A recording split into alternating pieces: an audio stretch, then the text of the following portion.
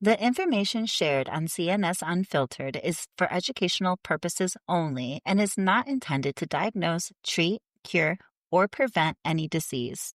Always consult your healthcare provider before making any health or lifestyle changes. The views shared are those of guests and do not necessarily reflect those of Innate Clinical Nutrition or its affiliates. This episode includes affiliate links, which help support the show. Hello and welcome.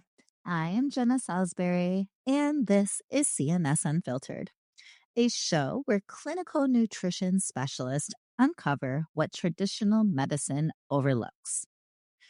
Clinical nutrition and functional medicine are in the business of redefining healthcare and what it means to truly be well. This is one of my strongest beliefs and is a huge reason for creating this podcast. We are redefining what being healthy and responding to illness looks like. Traditional medicine is a model that has been shaped by industry and capitalism. If you've been listening to me from the start, you know this isn't the first time I've said that. But if you're new here, welcome to CNS Unfiltered. With traditional medicine, the aim is to solve the problem as quickly and efficiently as possible, while also maximizing the potential for profit. You're seeing a doctor for 15 minutes, if that, and getting referrals for expensive testing or expensive prescriptions. You're in, you're out, and they're on to the next patient. This model works well for profit. But why aren't we healthier? Are people getting less sick?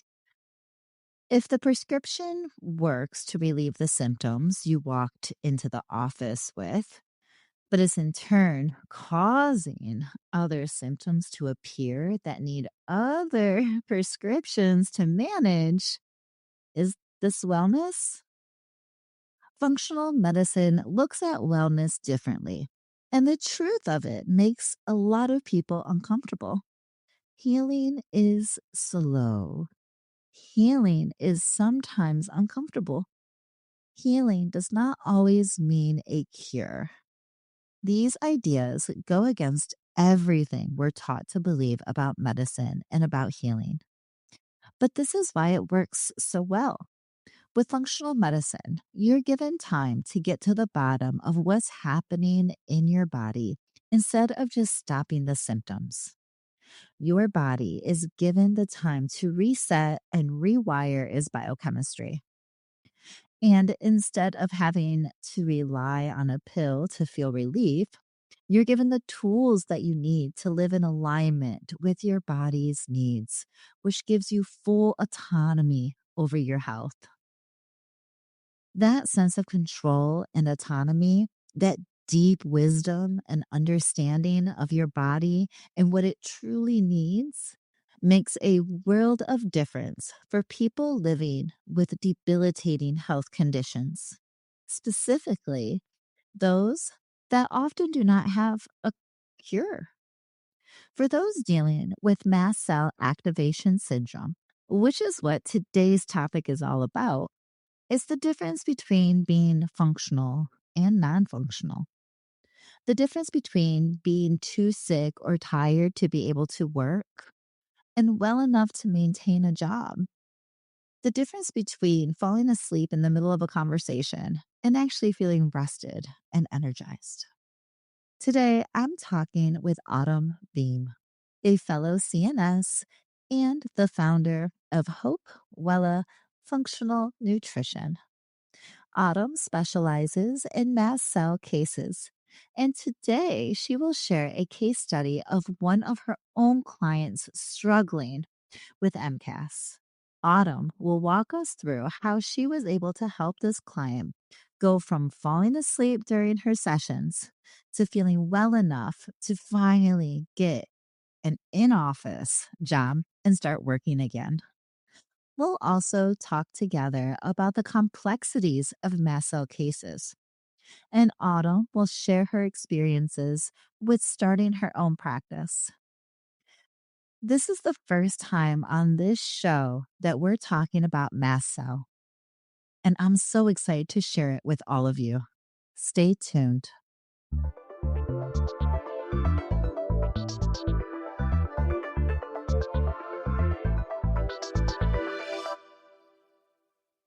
Hello, and welcome to CNS Unfiltered.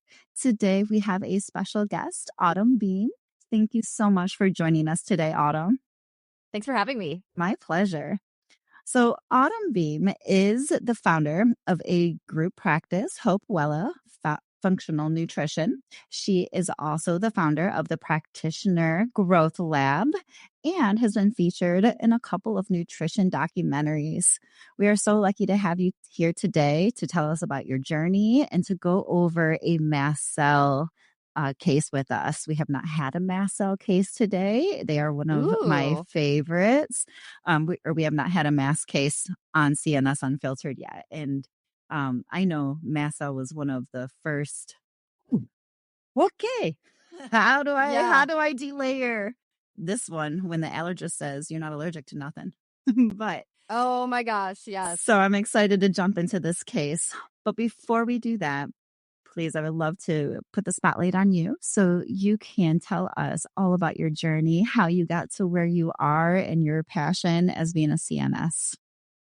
Absolutely. And it's an honor to be here, honestly, to be able to talk about all of this because it's something I've become super passionate about because of my journey. And I kind of started out like a lot of people who kind of shift gears and go back to school and get their master's degree in nutrition and sort of go down that CNS route. So when I was in my mid 20s, all of a sudden, out of nowhere, I just could not function. And it was one of those things where the fatigue and joint pain and different things were so bad that by 11 to 12 in the morning, I was like done for the day. And I would just be sitting on the couch, like, I physically cannot do anything else. Oh, no. And of course, you go to the primary care doc and you try to say that something is not right. And they do all the blood work and they say, oh, well, all your blood work is normal. You're probably depressed. We should talk about an antidepressant. And we know ourselves better than anybody else, right? So I'm thinking, I don't know. Like, don't think I'm depressed. And then, you go through that battle where you're like, am I in denial about being in depression? But I was just so confident that wasn't it, And so, I went to doctor after doctor. I went to rheumatologists. I had colonoscopies, went to GI doctors. Every single thing came back normal. And finally, I remembered something which my mom actually ended up getting ill when I was in high school. And she had turned to alternative medicine. Functional medicine really wasn't a term at the time. And I kind of remembered that, I was a teenager, right? I was off in my own world. So I was only half paying attention to the journey she was on. But I remembered what, she turned to nutrition. I wonder if there's, something about it. And I already kind of cared about nutrition, but I wasn't going down the route of a lot of the functional type stuff that I could be doing. Sure. So after 7 years and 13 doctors, I finally found a functional doctor. She was a doctor of Oriental medicine and also a CNS. And I was a different person in 6 weeks after working with her. 6 weeks. Magic. After 7 years. I know. After 7 years, it only took 6 weeks. I was so mad. It's like, what? I was like, what is this? And so I looked at her one day and I just said, what do I do to do what you do? Because I already have an interest in nutrition, but I can't have people going through what I just went through. This is the worst. I need to be there for these people. And so she told me where she went to school and what she studied and how it was. And I went, okay. A week later, I had applied. 2 months later, I was starting my first day of my master's Awesome.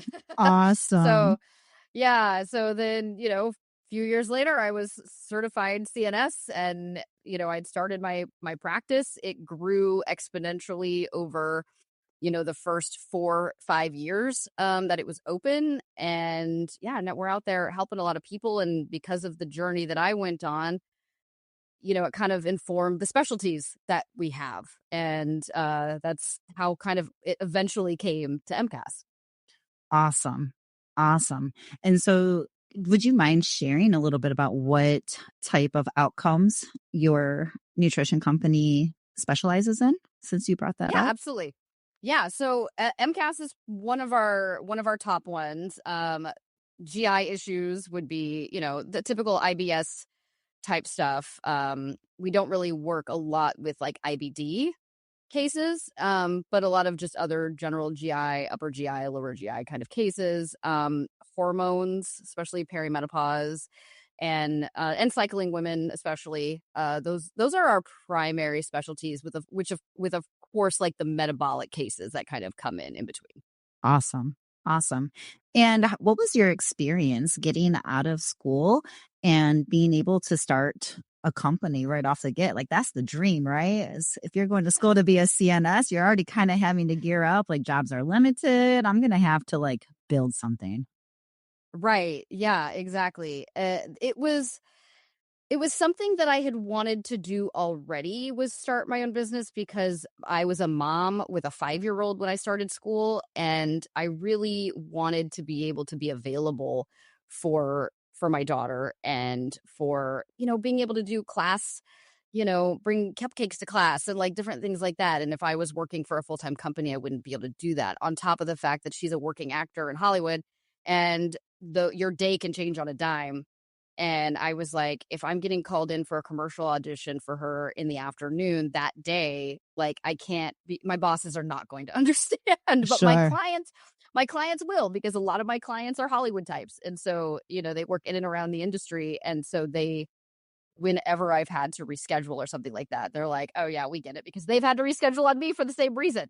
So Cool. so it's kind of funny, but yeah, so I always wanted to sort of have that flexibility, but now that she's older, I'm working more and more towards, I'm still part-time, but I work more and more towards full-time. But I ended up having to hire other nutritionists, because I was like, my plate is getting too full, and the thing that I was finding, going through these hiring processes, was how how many people, I mean, I had so many people applying for these jobs with me, because there were no jobs. Hmm. It was like so hard for people, and we know the battle with, getting companies to understand you know, that we're just as qualified as registered dietitians for registered dietitian roles, but they don't really know who we are yet. Hmm. So a lot of people end up having to start their own business. And I felt lucky enough that I was able to provide employment for these people. But I also had built and scaled my practice to the point that I could do that. And what I was finding too is this epiphany where especially with the people I was interviewing, is that once they were done with their certification, and some of them went into some amazing certification programs that provide so much in terms of case studies and clinical lessons and some business development stuff. But once they're done and they're like, "Woohoo, I'm certified!" It's like boom, the floor drops out from under Hmm. them, and they're like, "Uh, who do I talk to, about these case studies? Where do I get more business training?" And people are going to find business coaches who charge thousands of dollars. And then, of course, they're finding their CEs here and there, but then they have a case they want to talk about. What do? They go find a Facebook group or something like that. And you can't really have a meaningful discussion about a case, and back and forth, and, the different aspects of the case. You kind of just, here's the demographics, here's the main issue, here's what we're thinking, and that's it, and that's really helpful because it's not nothing. But I wanted to kind of pull it all together and provide a place where people could continue that clinical training, continue the case rounds that they're now that they're done with supervision, and get like actual business training. Like, how do I grow business? Where do I get my clients from? How do I, I don't really have a niche, or I do have a niche. Where do I find these? There's just so many questions. How do I market? Where do I prioritize my time? All these questions that people have. And I wanted to pull it together and create a program where it was affordable for, because you're a new business. It's like, it's not like you have all this revenue to just throw thousands of dollars at all these different secondary professionals on, so you want something affordable that's going to help you develop. And so I was so passionate about solving that problem. And so that's when I started the Practitioner's Growth Lab, so that we can help these people like Yay. bridge that gap. It's like that bridge between, okay, now I have a completely successful machine of a business, and also I'm super confident clinically. But Hmm. even me, almost a decade into it, I still have new situations come up all the time. And I'm Yeah. so grateful that I even have my employees. We can all kind of talk it out together. But some people don't have that. It is gold. It is gold to have us all come together. Like, that's one thing I loved working in an office at biweekly. There was case studies, rounds, and education, and because it's always changing, and having Yeah. all of us come together with different backgrounds, with different skill sets. It's gold. It's everything. Yeah. So Absolutely. when your practitioner growth lab, is it just focused for CNSs or all practitioners that might want to learn the nutrition side and have these conversations, or just strictly CNSs? Yeah. It's a great question. So right now I'm only marketing to CNSs because that's primarily the group of people that I'm Yeah. passionate about helping. I'm not opposed if somebody in the dietitian world was, wanting to learn more functional medicine and they were all, they don't even have to be developing their own business. They could just be wanting the clinical side, which is Hmm. fine. Then that's definitely something that we can help them as well because you know what? It's not a competition. So if dietitians want to learn functional medicine and we're helping more people, then I'm not against that. So I'm definitely not closed off to having more types of practitioners in the program. Awesome. Awesome. I see I'm in a lot of functional groups, right, on Facebook and stuff, and I just Sure. see everyone, right, nurse practitioners and nurses and ODs and ND. Well, NDs already can be a CNS, but they're all kind of asking the same questions in the beginning: is how do I get started and how do I learn the Yeah. nutrition part of it? It's, Yeah. And it's overwhelming. it's a It can be lot. overwhelming. It Yeah. is a lot. When you're coming from a place where that wasn't what you were taught and it's a total new paradigm of thinking, it's definitely a very like, oh, you feel like a fire hose in the face, when you're first starting to learn about it. And you mentioned that you had business background prior to being the CNS, right? So for the CNSs out there, like, ooh, scale that in 4 years. I'm 4 years in, and I'm still, I'm still, sliding my toes back here. Like, Yeah, yeah.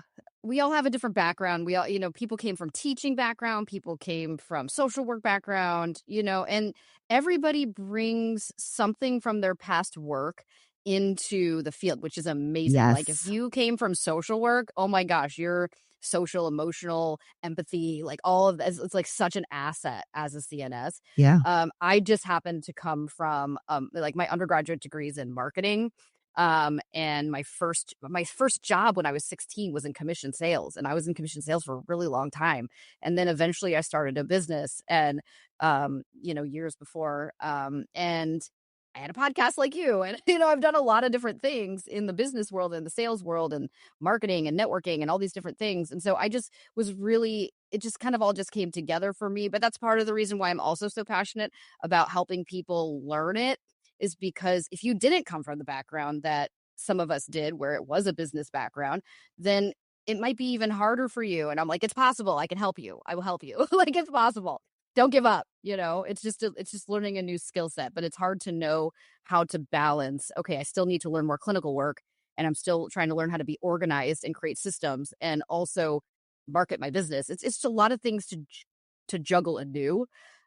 So that's what I'm passionate about helping with. It's just like, let's pull it all together and let's talk about you and your business specifically. Like, I'm not going to give you just general advice that's the same for every person. Kind of like we do personalized nutrition. look at It's not the that. same general advice for every person. So when you get on our live calls in TPGL, that it's like, okay, let's talk about you and how this applies to your specific business with your niche and your market, etc. Beautiful, beautiful. And I love that I get to share you to everyone out there right now, because this is gold, in my opinion. Just looking into it like that, that's I gold. appreciate that. That Yeah. is so kind. Thank you. And Yeah. I was so excited to be on the show because when I found your show, I was like, where has this been? Why didn't I know about this before? And it's kind of the same, in terms of like filling that gap of, hey, let's get together and have meaningful conversations about these clinical cases. And I mean, I just love that you're doing this. Thank you. I love doing it, but I love the field and I love our little niche in the field. Mhm.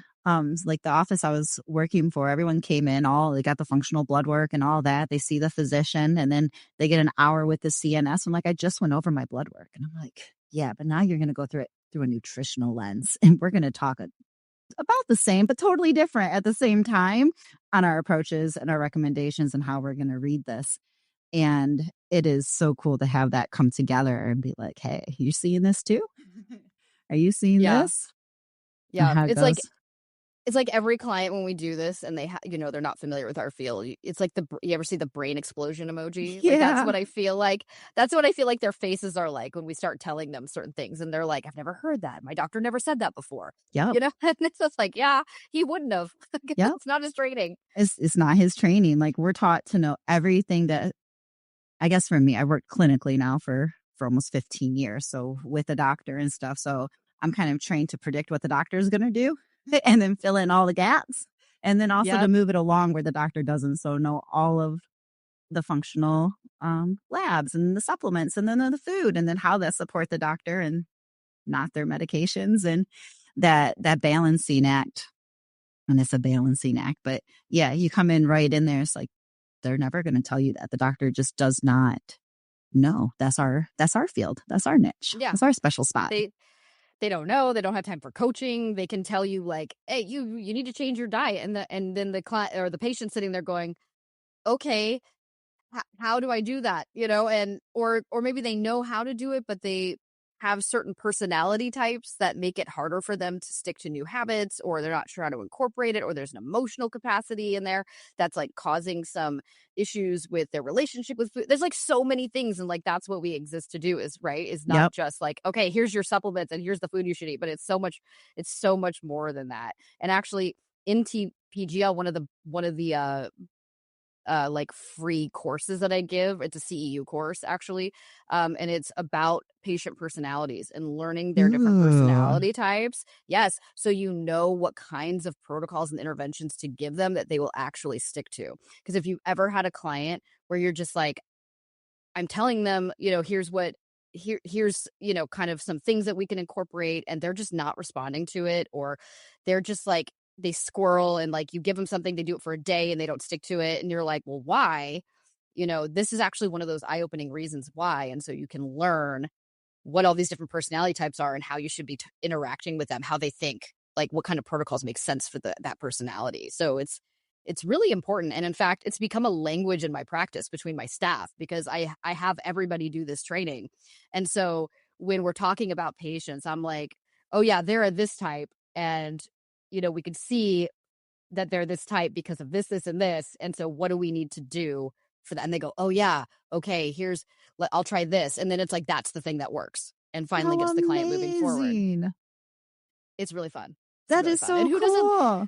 who doesn't like personality types? You know how everybody gets into like Enneagram and Myers-Briggs? Like there's so many different personality typing systems and people get so into it because it's so fun.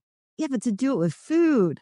Wow. Oh, I love that. Yeah. I love that. Yeah. Because that just streamlines your care of getting personalized nutrition, right? Because that's what we're after here. So how do you the layering, right? When you're first sit with the person, like, okay, all the layers that I have to address to make sure I'm meeting you where you're at emotionally, physically, food wise.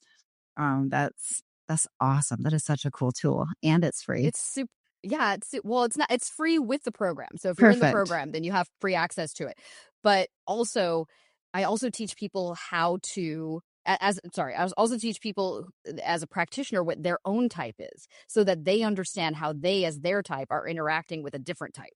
And Very then cool. here's actually how your practitioner type might look in practice in terms of how you run your practice or what your day to day is looking like and what you might actually be struggling with because of your type.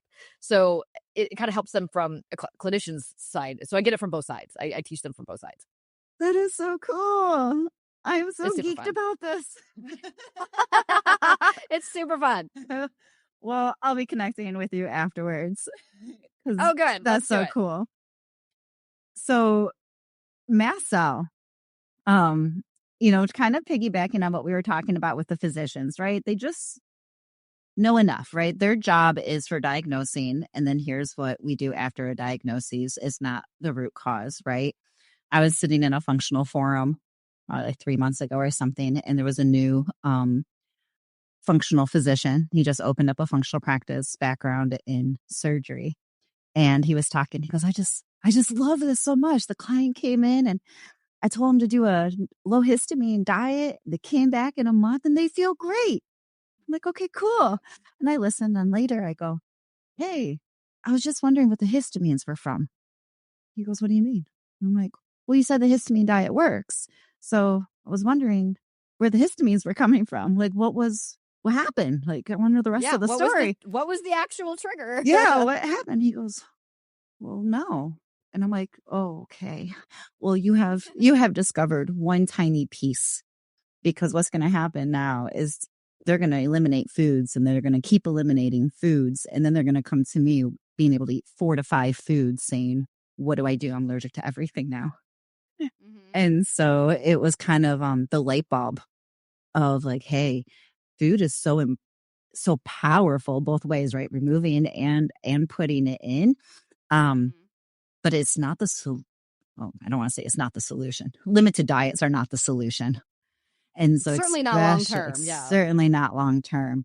Um, and so hopefully that was kind of a gateway into our mast cell, because mast cell has all of those layers to think through that fortunately we're trained to think through. Yeah. Yep, absolutely. But yeah, that was a good question you asked that doctor. Get him thinking like, well, what do you mean?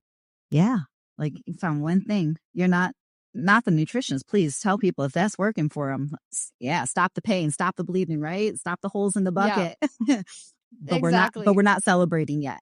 We found Yeah, yeah. Your work is not over your yet. work I'm is glad not they feel over. better, but the work is not over. Yep. Yep. And typically I'm telling my clients too who are coming to me for mast cell, like this is the kind of case where you're with me a while. Yep. Like this is not a in 3 months you're better and it's all over. There's you didn't get here overnight usually, and you're not usually going to be undoing it overnight.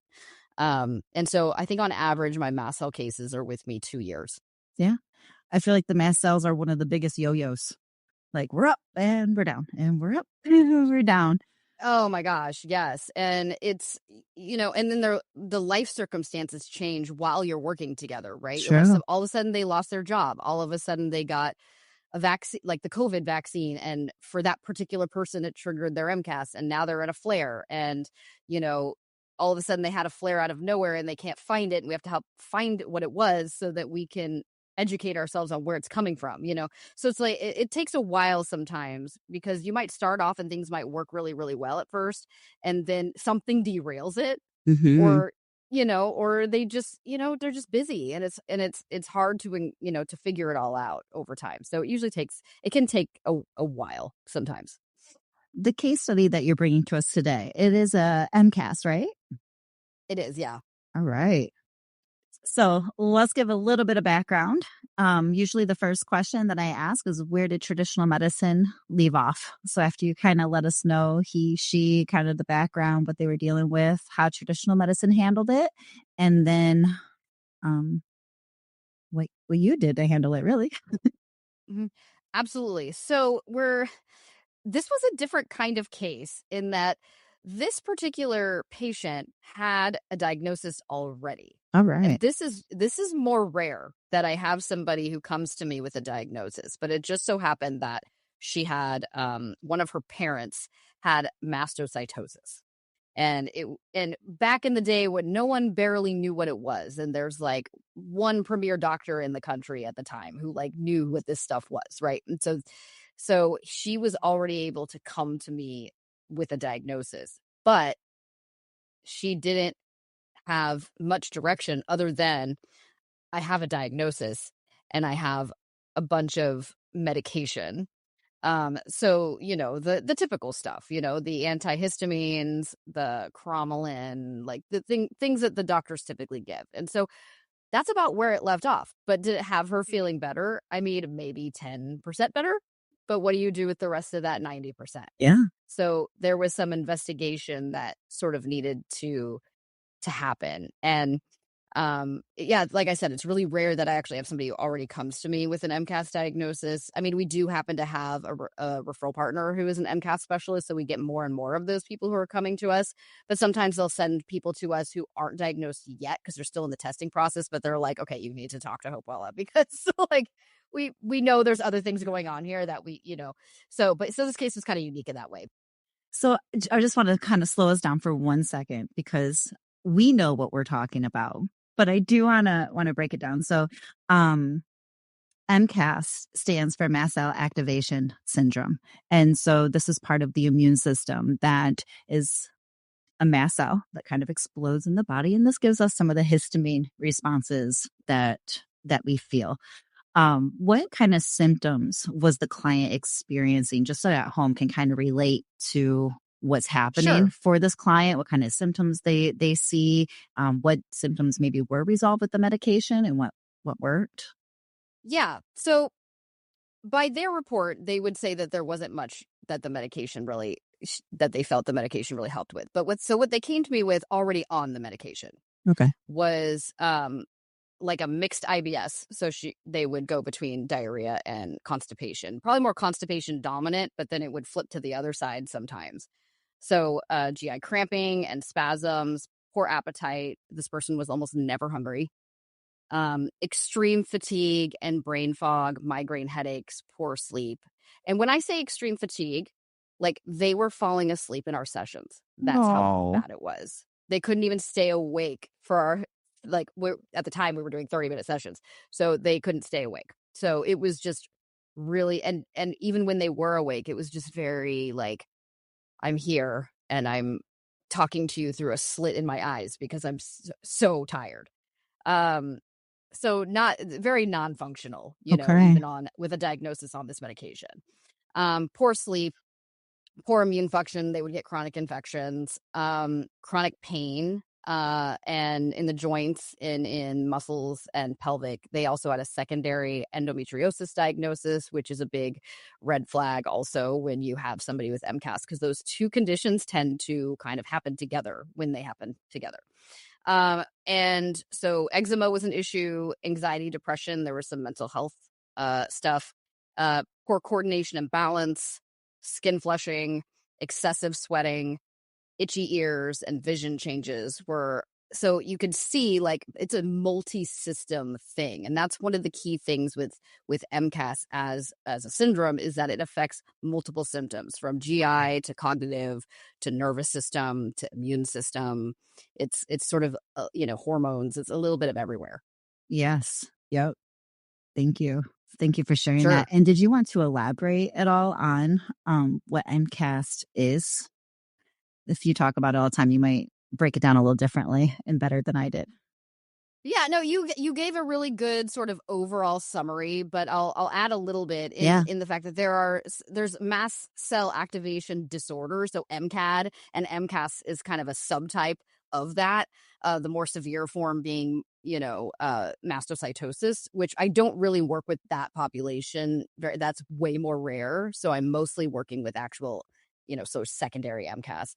And so basically our bodies have these mast cells that have an immune system reaction like inflammation basically. So the inflammation like IL-6 and other inflammatory cascades kind of are triggered at the same time that histamine is triggered. So you end up with this excess histamine in the body that either the body just can't get rid of very efficiently for whatever reason, or it's just too much. And these inflammatory cascades are kind of going on at the same time. And that's what differentiates it from histamine intolerance. Histamine intolerance is basically just, they can't process histamine really well, but MCAS has that added like inflammatory component. And so you can see just in, this case in their symptoms, just where that inflammation was showing up in their body. Perfect. Thank you so much for bringing Of that full course. circle. Yep, absolutely. All right. So you had a diagnosis. We know where the doctors led off. So what did you do next to kind of uncover what had to be where you kind of throw the wrench in the system? I'm going to say. Sure. So for this particular case, and luckily we had a client who was able to have the support to invest in a lot of different functional testing because this was so multi-system. We're like, what's happening in all these different places, right? Yeah. So we ended up getting some food sensitivity testing, and really just one major thing, because it was one thing that I was really seeing in her food journal over and over again, was just wheat-based products. And so I wanted to do a wheat zoomer and see, okay, is she actually reacting to wheat in some way? So we did the wheat zoomer, we did a gut zoomer to kind of see what was going on, and definitely found some overgrowth there. She had previously had a previous SIBO diagnosis, so I kind of wasn't surprised by that. And we also did a Dutch test to see what the hormones were doing. And we also did a genetic test. So we went the nutrigenomic route also to see, like, what are you genetically susceptible to these, sort of overstimulated inflammatory pathways? How does your body recover from inflammation? What's the detoxification pathway look like? And that actually, believe it or not, people like to jump to gut a lot with mast cell. And I thought the genetics for this particular case was the most eye-opening thing, because we found that they had some of they were just set up for failure a little bit genetically, because all the inflammatory things that could be, like, potentially, because we know genetics are potentials, not what's actually happening, right? But they had the genetic framework for just totally not being able to manage histamine well, and also being completely sensitive to any kind of inflammation and not being able to recover from inflammation well, on top of having some, phase 1 detoxification and phase 2 detoxification issues. So it's like, we can't detoxify very efficiently. We're super inflamed. We can't manage our histamine. It's like, well, no wonder things downstream are sort of reacting the way that they are. Definitely. So that was pretty eye-opening. I personally love tests. I love the functional tests. So I love that you did all of them. Not all of them, but right, you did a nice handful to kind of see all around. To me, I find that, right, tests don't guess. Like, the more Mhm. information, especially when you can think clinically layer by layer by layer, having those testing kind of, you can think through that clinically and kind of say, like, okay, now that I understand what the whole system is telling me, of course we have this and this and this and this, but we can't, as you mentioned, like, just jump in and do it all, right? We got to kind of, do we have to open liver detox first, or do we have to do this first, or is it food that's the issue, or is there something else that's the issue? To kind of find out precision nutrition, how for this exact person, what next steps has to happen. What were the first steps from all that testing? What did you uncover? Well, when she came to me, she was already on some supplements as well. So she was on melatonin, omega-3s, magnesium, vitamin D3, K2, and a product called Inflammatone. Okay. What's interesting is that a lot of people who come to me from other practitioners who do supplements, Inflammatone is a really popular one that they kind of bring over. Um, but it doesn't seem to, I'm not going to say that product doesn't work by any means, but I think with patients like this, there's so many other things going on. You can't, you can't totally supplement your way out of it. No way. So she's taking a lot of the things that we would think of for anti-inflammatory, right? Great She's taking base. the taking the omega-3s, taking the inflammatone. She's supporting her immune system with the, and other systems with the magnesium, and her immune system with vitamin D3, K2.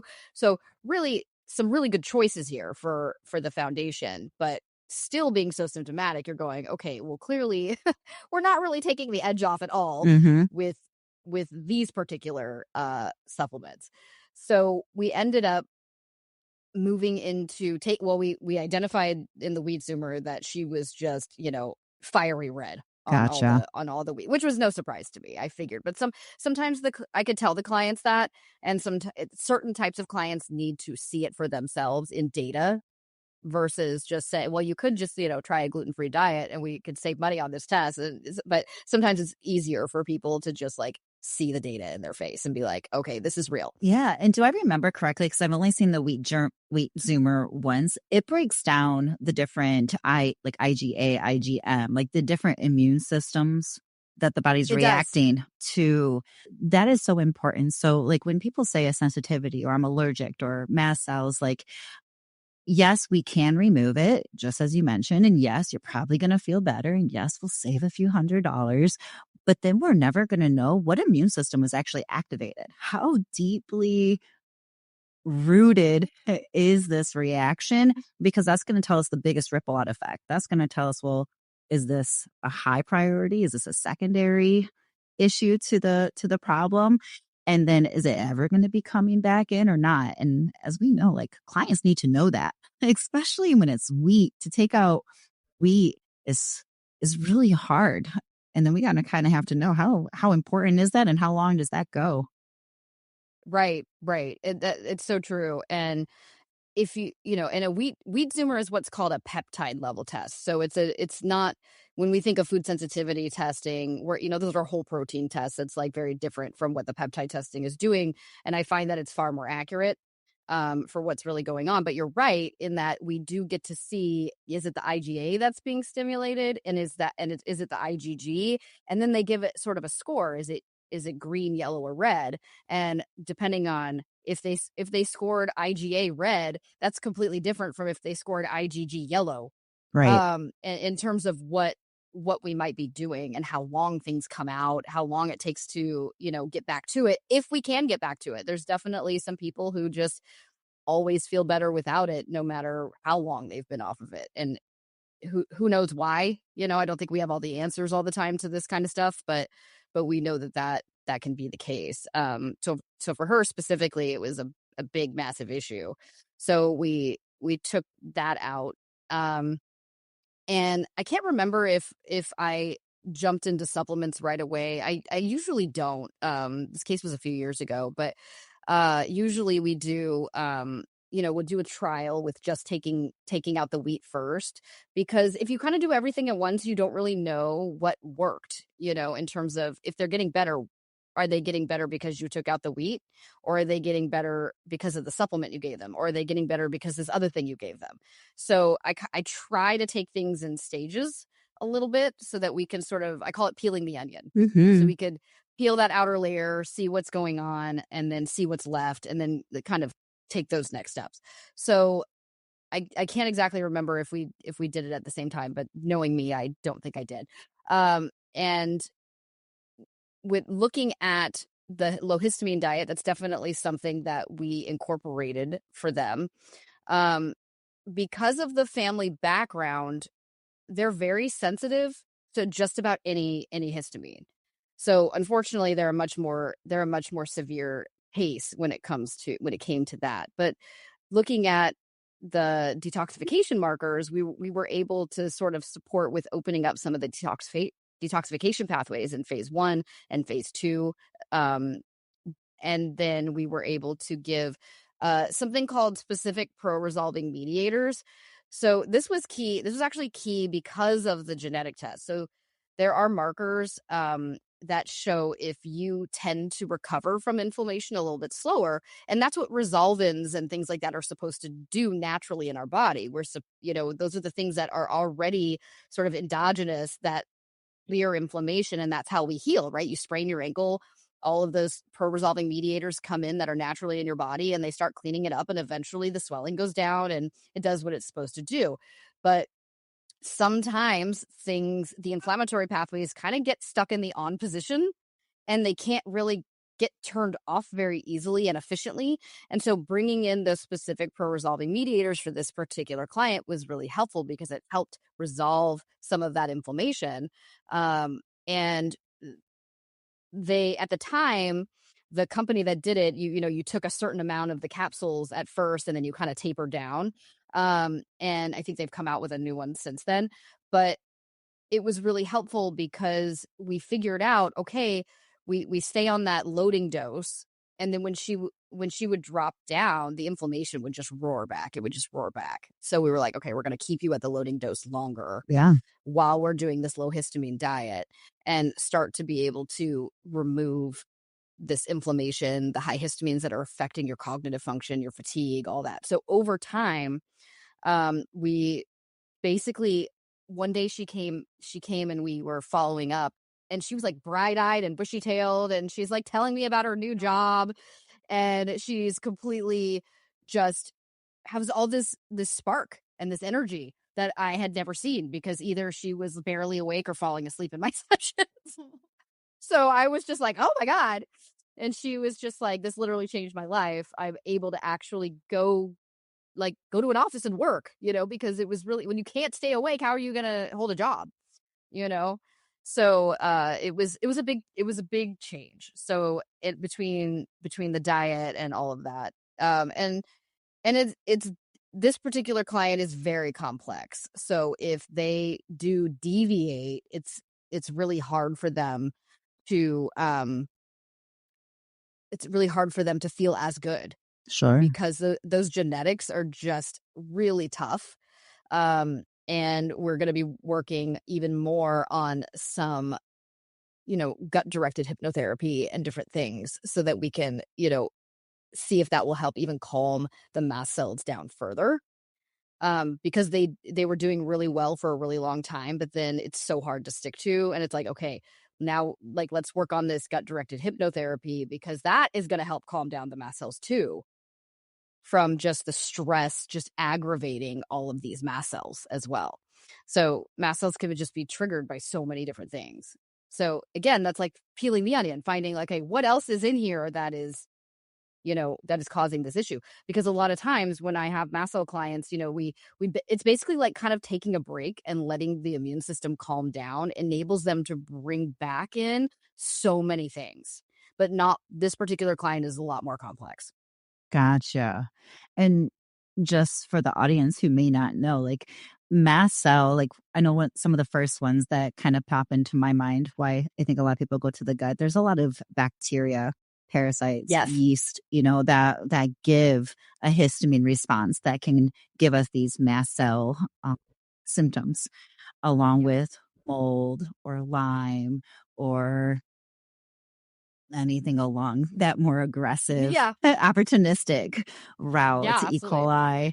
And so when we're saying, where is it coming from? Usually, like mast cell, we're looking for something bigger, something that's kind of locked into the cell, because mast cell is part of the cellular structure, which is why it can impede so many different parts of the body. One of the first places that I find clients that come to me usually go first, the first referral from their primary care is usually to an allergist.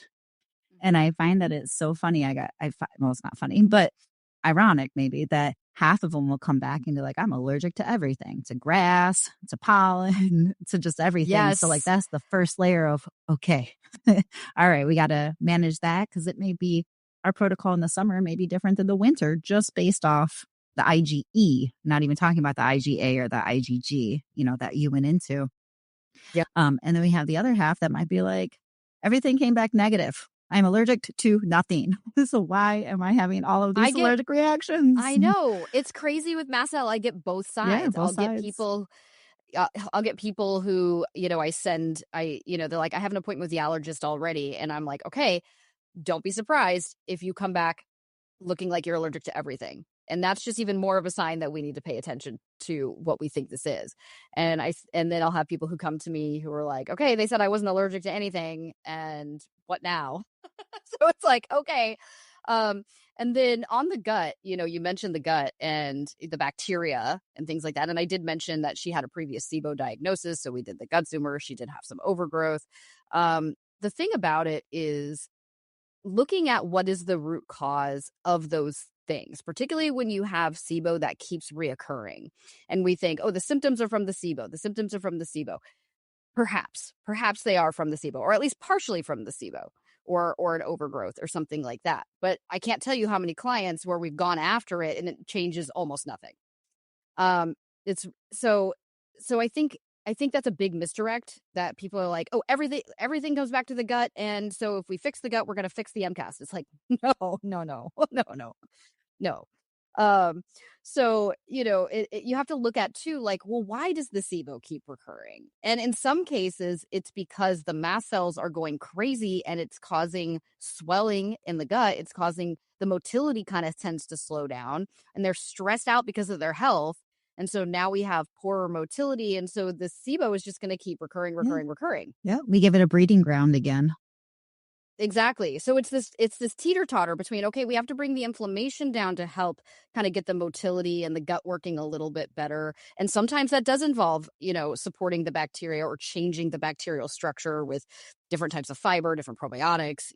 Sometimes depending on how severe it is, it could end up being sort of like antimicrobials and different things like that. But so we have to balance like reducing that inflammation side with whatever else is going on that's also triggering it, or the stress aspect of it as well. A lot of these people, particularly MCAS people, they've been to so many different doctors trying to find a diagnosis, trying to figure out what's wrong with them, oftentimes before they get to us, Mm-hmm. that they have, they don't know what's what.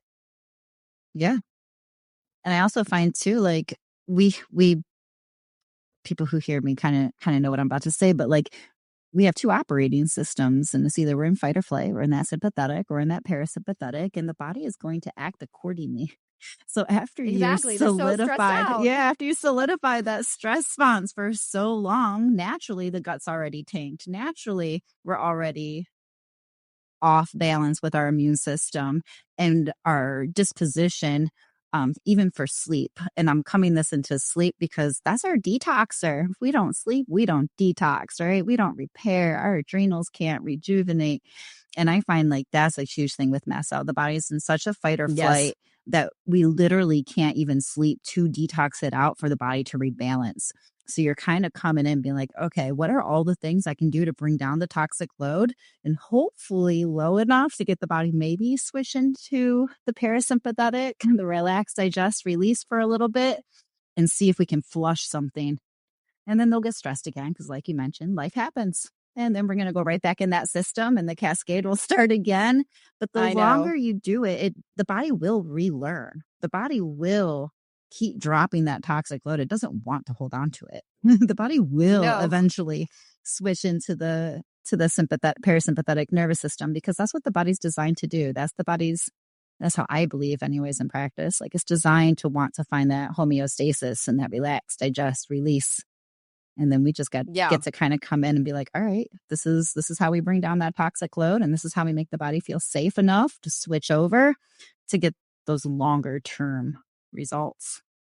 Yep, absolutely, absolutely. And that, this one is a pretty tough case, but like the majority of our clients on mast cell, that's what we're seeing. We're seeing that they're able to sort of reset a little bit. And even if they're still having triggers, the set point of those triggers has dropped. So they're not reacting to as many things. Now they're just reacting to like these 3 or 4 things. And we're like, okay, let's keep figuring out why that's still happening. And like I said, you just kind of, peel that onion. But you're right in that they're so stressed, and sometimes I see where we sort of help re-regulate the nervous system, and they start to sleep better, and then their mast cells calm down. And sometimes I see it another way where their inflammation is so out of control that's the thing that's keeping them from sleeping because of the adrenal aspect of what's Sure. happening. And we know that 2 a.m. adrenal wake up situation. I see that a lot with these clients. And so we reduce that inflammation. We sort of, it supports the adrenals better because they're not working as hard. And then they tend to sleep a little bit better, and then they can detox. It's like this whole, it's this whole trajectory. With MCAS patients, it's wild because I always tell people I have no 2 patients that look the same. No, like, they're all different. I have one that can drink coffee and one that can't touch coffee. I have one that can handle chocolate and one that can't touch chocolate. So it's like they all have a sort of um a different level of how much they react. They have a different level of what they're reacting to, what the root causes of it. It could be a number of different things. Yeah. So, Yeah. I saw like on the intake form, one of your things was Googling through Mast Cell. Oh, girl. and Every single person who has ever come to me for a mast cell, almost, I would say every single one of them, I can't think of one that hasn't come to me with some kind of Dr. Google list of what they've already tried yeah. looking at Google. But you can't even blame them because the doctors can't help. So of No, course they feel like, I well, know. I gotta figure this out on my own. Completely. Yeah, so it's not all bad. It's like some of them will find some really key things, and then they come with that data to the initial appointment, and that helps us kind of see, oh, okay, now I know where to go next, because you've already discovered this thing, that's really great. But I would say more often than not, there there's so many other things going on that they don't Google isn't leading them to, of course. Like, No. why would they know? That they don't know can be contributory or what's happening. That they're like, well, I tried this and it didn't work. And then you're telling them, well, I think this might be, mast cell, or, and they're like, yeah, but I already Googled that and I already did the low histamine diet and it didn't work. And so I don't think I have that. And you're like, okay. So then you're having to educate them on all these other aspects of it that mean like this is probably still here even though this other thing didn't help. And here's why this other thing didn't help. It's because the Google list that you were looking at was not comprehensive. And so, it was telling you could eat this thing, but that's actually traditionally a mast cell trigger. And a lot of times they don't tell you what to eat in order to help with sort of that histamine response. And there are great healthy things that you can eat that help calm the mast cells, Yeah. as well as things that could do the opposite. So they're just not finding everything they need to find to actually help. Yeah. And I think that it's going to be very geared towards traditional medicine too, as far as the recommendations. I'm Sure. assuming. Yeah. I Yeah. mean, So it's going to be limited. especially if they're coming from a doctor who actually has some sort of mast cell knowledge. And they are like, okay, well, here's your Pepcid, and here's your Zyrtec or Allegra or whatever, and here's some cromolyn or ketotifen, or whatever it is they're giving. And luckily, I'm really grateful that the mast cell partners that we have are totally understand that there is a huge dietary component to all of this, as well, and other things, nervous system, different things that they just don't do, and they don't have time to do. So they send them to us so that we can, like, okay, we're gonna do our side, we're gonna do our Cool. specialty, and now it's time for you to do your specialty so that we can all be a care team and help these people full circle. Yes. Yes. That's And the that's how it goal. should be. Yeah. Like that's the goal. That's the soapbox I get on a lot is, it's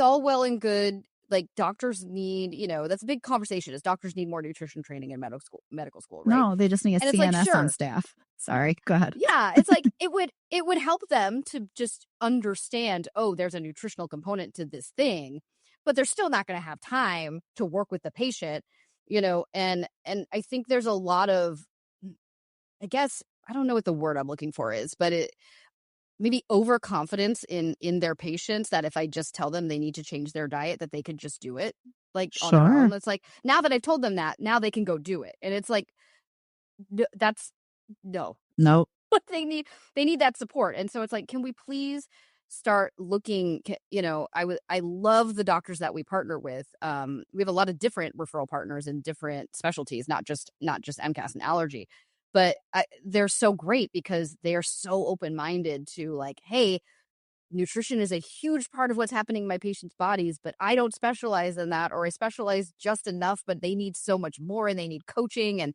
they need ideas on how to manage, in their busy life. I mean, when we're looking at certain career paths, like Hollywood, this is big in Hollywood, but also just a lot of executives, like, they're so busy, they have assistants.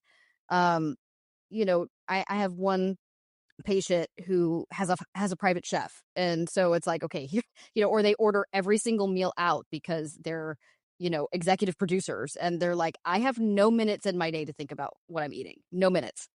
And so it's like, okay, well, what can we do to help you find those things? And if it's not those people, it's, busy moms who have 4 kids, who are like, how do I incorporate taking care of myself in taking care of my kids, and eating the way I need to, but the way I need to eat is slightly different from the way they need to eat. now. And so what do we do? So that's what we're here for, That is is to support the process, not just this, okay, you have, your doctor came to me with this, with this diagnosis, and we're going to do these clinical things for it. It's just so much bigger than that. so And much bigger. I love it when our partners realize and know that and are like, yes, we love you. We appreciate you. It's Here to help mutual. our patients. Yes, Yes, that's why I'm here. Yes. exactly. Thank you for sharing that too. I think partnering is so important, and that's really the goal. We all know different things, and we all just got to be a team. I thought of a question that I know maybe many people listening, if they are experiencing, some of this, and their doctor just has had them on a Zyrtec for the last 20 years, right? Like, Yeah, girl, can I ever get off my Zyrtec? Are you telling me I won't have to take these pills every day if I find a CNS and it's understand? possible. Yeah, it's possible. It's, definitely we will often get people down to an as needed basis as opposed to a daily basis. Awesome. That's and to me that's success. Like, it would be nice to be able to say, "Oh, you'll never have to take Zyrtec again because you're healed and everything it's gone and everything's great and perfect." But, realistically, sometimes the case is we're getting you to a better managed state Yeah. as opposed to a cured. We don't cure anything, right? Like, we can't say that we do that. Are there situations where we see what we would call 100% reversal? Maybe we could say that. But I think oftentimes it's, how do we manage this better versus what it looks like right now? How do we optimize what's happening? Yeah. And That's the goal. That's success. 1,000%. And I think your case highlighted that so well, because it is a lot of bodies are predispositioned. And even if they didn't have a genetic component, we'll say if something's been happening for the last 20 years and the body's operating system is now set up to handle that stress in that way, then guess what? It's probably how the body's going to handle that stress for the rest of its life. So now we just kind of have to look at it, understand it, know it, and then manage it. That's that precision nutrition. It doesn't mean that you're going to be 100%, right? Like in your 60s and I can do it all. It's, I know my body enough now, and I know the tools I can use that I can manage feeling 90 100% of the time. Yeah. Yeah, absolutely. That's success. And like, what I would love to be able to share a case where I come and say they were it completely reversed and they never had MCAS again, and but that's not real life for a lot of these people. Let's manage it better. Let's optimize better. Let's have more good days than bad days. That's really what success should be defined as opposed to I think we're getting into sort of perfection when we start saying, like, oh, we're going to reverse everything and people are going to be 100% healed. 1,000%. 1,000% agree. Do you happen to have a myth that you would like to debunk for our audience today? Oh my gosh. I could go in a lot of different directions for a myth and you're talking in terms of MCAS, I assume. Yeah. Um, so yeah, the myth is that a low histamine diet will solve it. We kind of talked about it throughout, that's one myth. Another myth is that, doing a gut test and, rebalancing the microbiome is going to fix it too. Like, no, like, you can't just do one thing with this particular condition. So, yeah, I would say those are probably the top two myths. Awesome. Thank you. And I usually ask this question before we transition into the case study, but I think I just got a little excited. Is, is there anything that you would like any advice or anything you'd like to tell any future CNSs who are listening to the podcast today? Oh my gosh, just anything to tell that. Oh my gosh, I could say it's like, when like everything rushes to your brain at the same time and you're I like, saw it. it's a jumbled mess. Did you see it? I saw Did you see my face? Yeah. Oh my gosh, so many things. I would say don't try to do things on your own. Oh God, that's I it. think, Yeah. yeah, don't try to do things on your own. It's okay to ask for help. It's okay to need more. It's okay to need support. You are not expected to know everything once you graduate with your master's degree. Or when you are officially certified, or after you're done taking the, BCNS exam. Like, you are not going to know everything. So it's okay not to. It's okay to not have all the answers. It's okay when your patients ask you something that you don't know the answer to say something like, I'm not sure. Let me look into that just to verify and check my resources, and I'll get back to you. Or some version of that. It's okay to ask for help. It's okay not to have all the answers. Love it. Love it. Thank you. So I think a lot of us that get in here, we want to help, and we have to be a little bit of perfectionist, right? Because we're dealing with people's health. Like, this is a big thing. It's a big It's a big responsibility. What we do is responsibility. serious. Yeah. Yeah. And so to come out and be like, oh my gosh, do I know anything from those last 3 to 4 years? I swear I did. I swear I passed. Well, what do I do Yeah. next? Well, Yeah, absolutely. Autumn, this has been an amazing conversation. I'm ecstatic. Like, I feel like I'm kind of what I love getting into these deeper tests. I love getting into the complex cases and to kind of really rip them apart, because that is where the magic happens. And it's never just one thing, right? It's never just a magic pill like we've been trained in traditional medicine. So thank you so much for highlighting that and for highlighting the different testing that can give us understanding, and for the patients that's needed and that flexibility. This has been a wonderful conversation. Thank you so much. Thanks for having me. This was super fun. My pleasure. For anyone who's listening right now, they're like, you know what? I need Autumn Beam. Where do I find you? Because this could be either a CNSs for your practitioner, a growth lab, or for clients for your practice. How do we find you? Where do we go? Where are you located? Yeah, we are 100% virtual practice. So you can find us online. We do everything via telephone or telehealth. And that is at my website at hopewella.com. That's HOPEWELLA.com. Awesome. And all the links will be in the show notes also. So please look there and we can direct you to Autumn. Thank you so much, Autumn, for sharing your story and the depth of your expertise when it comes to such complex cases like mast cell activation. Thanks to our listeners for tuning in today for this episode of CNS Unfiltered. If you're interested in working with Autumn, go to hopewella.com for more information. Give her a follow on Instagram at autumnbeamcns. If you are interested in working with me, check out innateclinicalnutrition.com to schedule a phone call with me. If you're a future or current CMS or functional medicine practitioner, medical professional, or functional medicine patient, we want to hear from you. If you have questions, comments, or success stories, send us an email at cmsunfiltered@gmail.com for a chance to be featured on a future episode. If you're a clinical nutritionist or other functional medicine practitioner and you're interested in being interviewed, click the link in the show notes. Be sure to subscribe wherever you listen. Follow at Innate Clinical Nutrition so you don't miss a new episode, and share this with a client or classmate who might need to hear it. Once again, I'm Jena Salisbury, and remember to listen to your gut.